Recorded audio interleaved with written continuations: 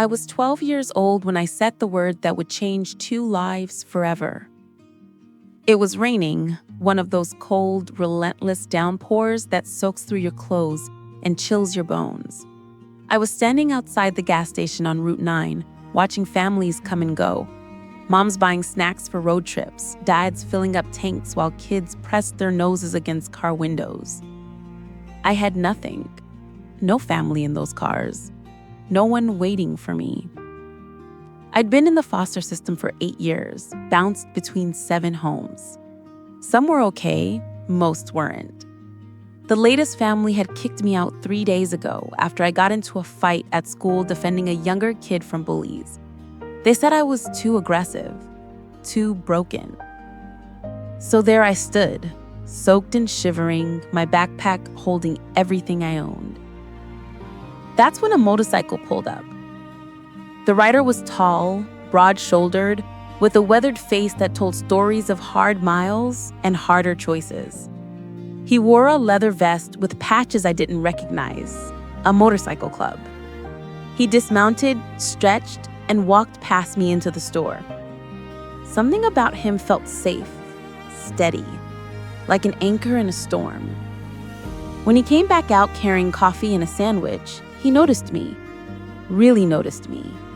Not the way adults usually do, with pity or judgment, but like he actually saw me. "You waiting for someone, kid?" His voice was gravelly but kind.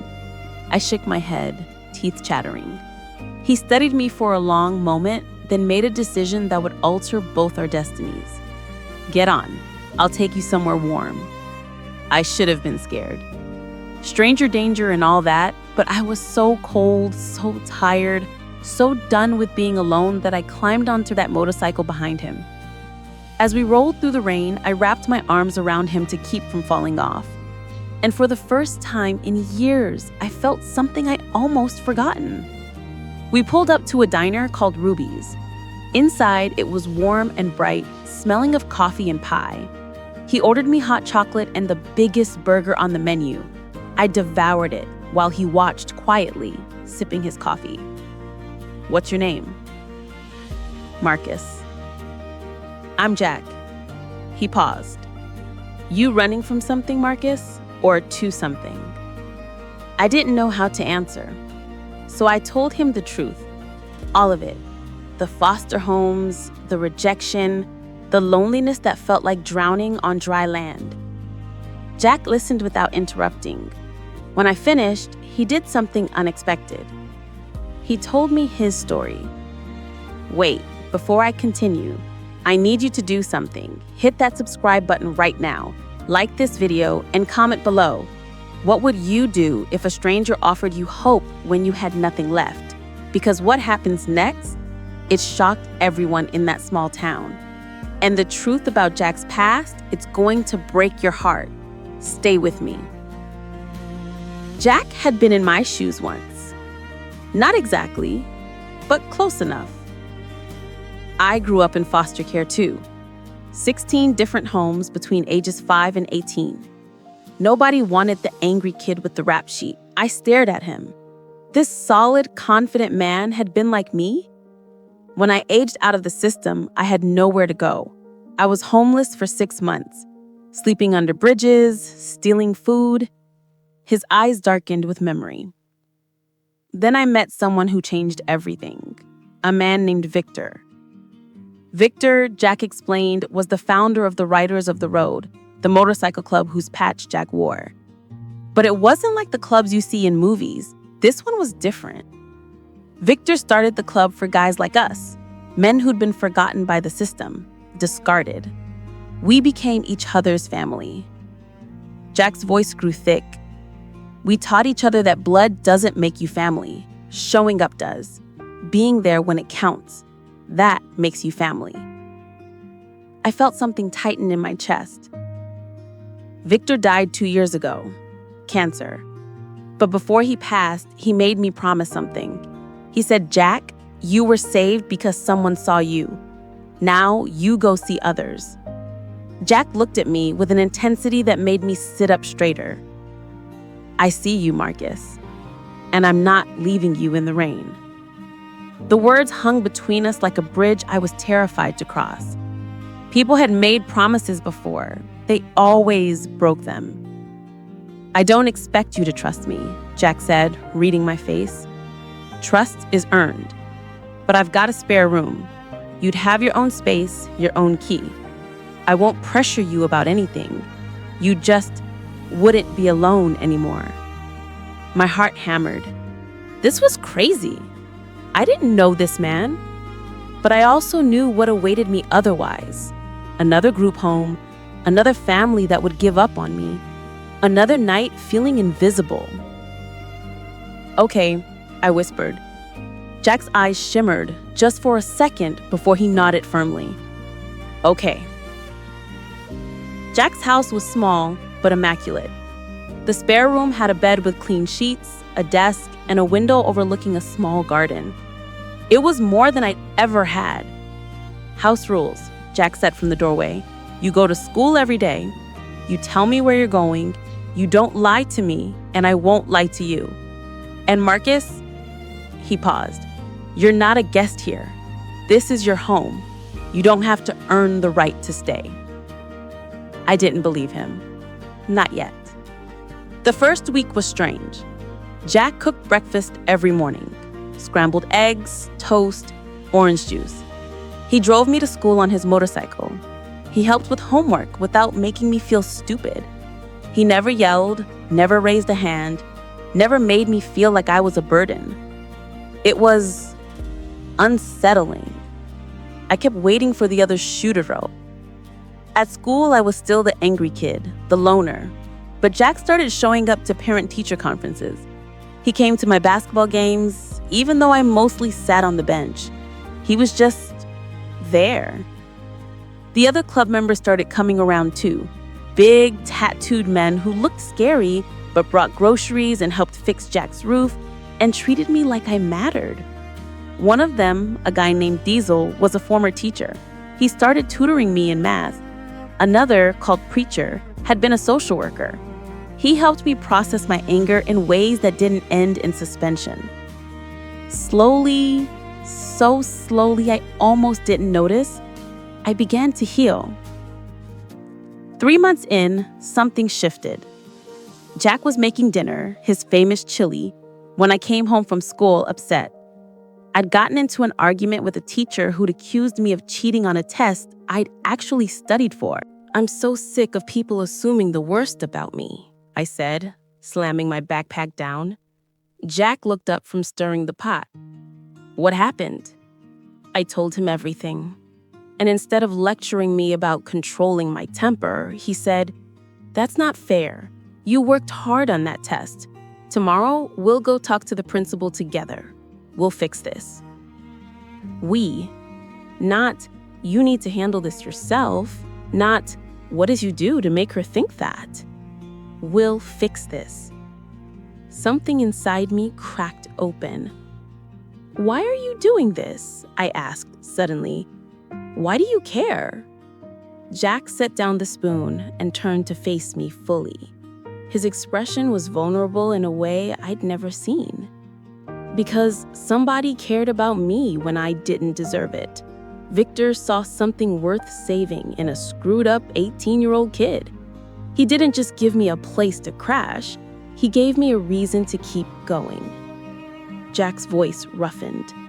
"You remind me of me, Marcus, and I'll be damned if I let you go through this alone when I can do something about it." My eyes burned. "I don't know how to do this. I don't know how to let someone stay." "I know," Jack said gently, "but I'm not going anywhere. You're stuck with me, kid." That night, lying in bed, I thought about the word that had been hovering in my mind for weeks.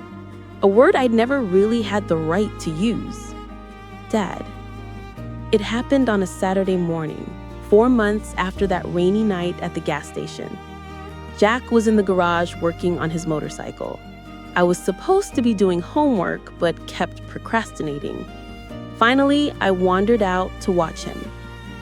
He was patient, methodical, explaining what he was doing even though I didn't ask. "This is the carburetor," It mixes air and fuel. You have to keep it clean or the whole engine suffers. I wasn't really listening to the mechanical details.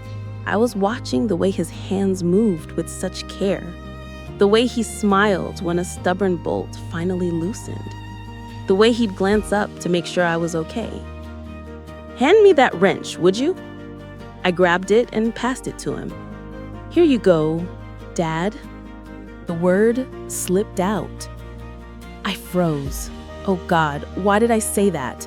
He's going to think I'm weird. He's going to... Jack went absolutely still. The wrench clattered to the concrete floor. He turned to look at me, and his eyes were filled with tears. I'd never seen him cry, not once. "Marcus?" he said, his voice breaking. "Did you just... I'm sorry, I didn't mean... I did, but if you don't want..."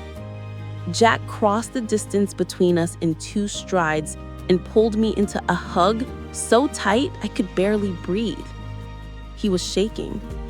"You have no idea how much I wanted to hear that, how much it means." I hugged him back, tears streaming down my own face now. "Can I asked. "Call you that?"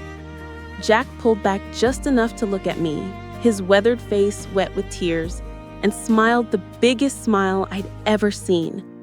I would be honored. That moment in the garage changed everything. Jack started the official process to become my foster parent, and then to adopt me. It meant paperwork, home visits, court dates. It meant exposing his past to scrutiny, his record from when he was young and angry. But he never wavered. "You're worth fighting for," he told me, whenever I worried it wouldn't work out.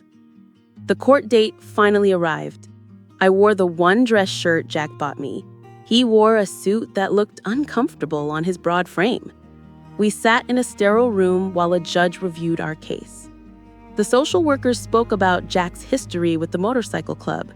Some officials were concerned. They saw the leather, the patches, and assumed the worst. But then Diesel stood up, and Preacher, and 5 other club members who'd come to testify. They talked about how the Riders of the Road ran food drives, how they escorted abused kids to court dates so they wouldn't be scared, how they mentored dozens of foster youth. Jack taught us that being a man isn't about how tough you look. It's about how you show up for people who need you. That boy needs him, and Jack needs that boy just as much. The judge looked at me. "Marcus, do you feel safe with Mr. Patterson?"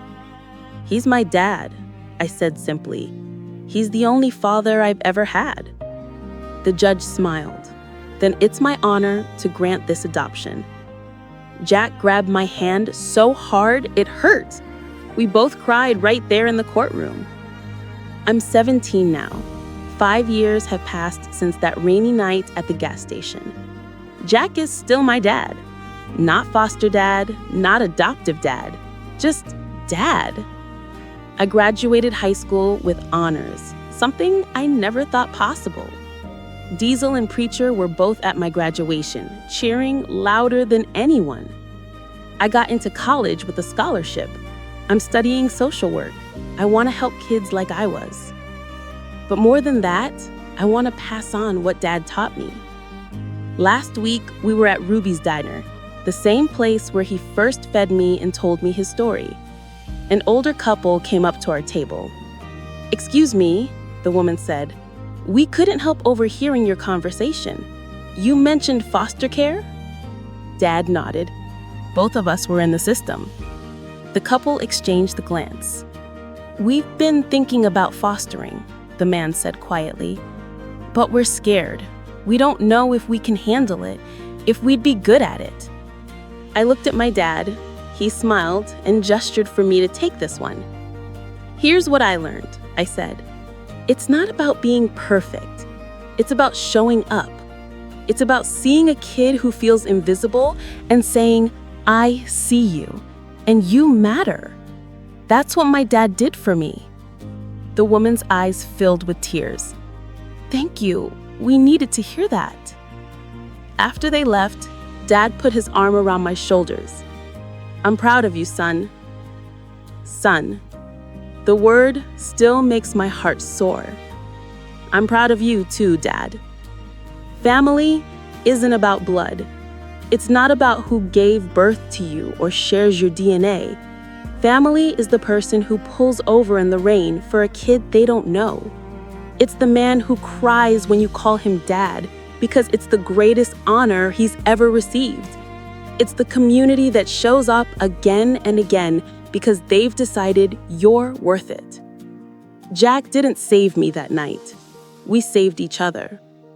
And now we're passing it forward because that's what family does.